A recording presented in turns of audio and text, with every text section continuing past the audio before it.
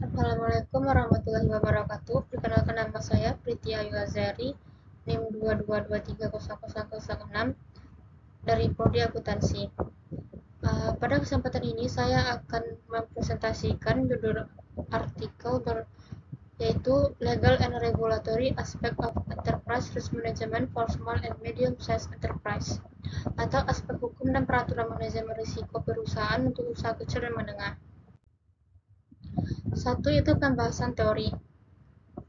Committee of Sponsoring Organization of the Tradeway Commission atau COSO mendefinisikan IRM sebagai proses yang dilakukan oleh Dewan Direksi, Manajemen, dan personel lain suatu entitas yang diterapkan dalam penetapan strategi dan di seluruh perusahaan, yang dirancang untuk mengidentifikasi potensi kejadian yang dapat mempengaruhi entitas dan mengelola risiko agar sesuai dengan selera risikonya, untuk memberikan keyakinan yang wajar mengenai pencapaian tujuan entitas.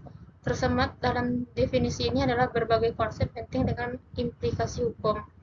IRM adalah proses, bukan hasil, yang berlangsung dalam jangka panjang dan diterapkan melalui berbagai tingkat organisasi. Manajemen risiko perusahaan atau IRM adalah konsep untuk mengidentifikasi dan menangani exposure perusahaan terhadap bahaya perdagangan modern. Krisis ekonomi pada tahun 2008 membuat IRM menjadi terkenal karena perusahaan menyaksikan praktik prediktif yang mengakar dengan baik gagal memberikan panduan yang memadai untuk mengelola ekonomi global yang bergejolak. Pada tahun 2009, misalnya hanya 8,8% organisasi yang disurvei mengklaim memiliki sistem IRM yang lengkap. Persentase itu meningkat menjadi 23,4% pada tahun 2012.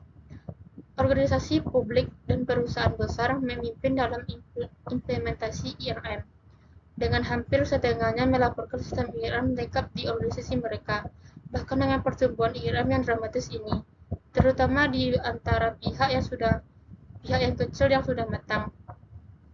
Hampir 40% responden survei melaporkan tidak memiliki sistem IRM. Kasus yang dibahas dalam penelitian adalah pemimpin perusahaan kecil mungkin melihat risiko secara berbeda dari yang lain. Memahami risiko apa yang ada adalah langkah pertama dalam memutuskan apa yang dapat dilakukan tentang mereka dan proses apa yang dapat diterapkan untuk mengelola risiko tersebut dengan terampil. Efektivitas program LRM mungkin harus dikondisikan pada sikap terhadap risiko individu yang dirancang untuk dimanfaatkan oleh program IRM. Sejauh IRM mungkin menjadi perhatian bagi bisnis kecil, fokusnya mungkin sering kali pada fokus tradisional manajemen risiko, seperti risiko pasar, kredit, operasional, dan reputasi. Keempat kekhawatiran ini dapat menggabungkan berbagai risiko hukum dan peraturan dalam beberapa cara. Namun hubungan antara risiko lain dan risiko hukum mungkin tidak cukup eksplisit. Objek penelitian atau sampel penelitian. Objek penelitian ini adalah perusahaan kecil dan perusahaan menengah.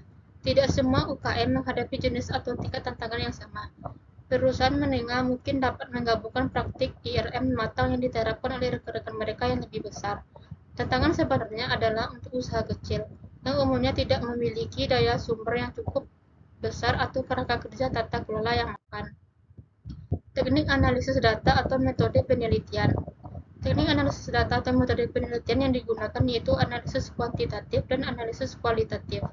Analisis kualitatif yaitu menilai peraturan yang ada, wawancara dengan pemangku kepentingan seperti pengusaha, penasihat hukum, atau regulator, serta menganalisis studi kasus dan kebijakan terkait.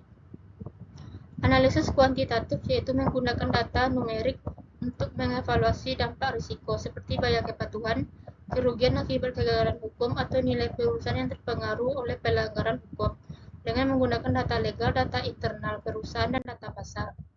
Hasil penelitian menunjukkan bahwa perusahaan sistem manajemen risiko yang bahasa dan fungsinya condong ke perusahaan global besar dan mapan.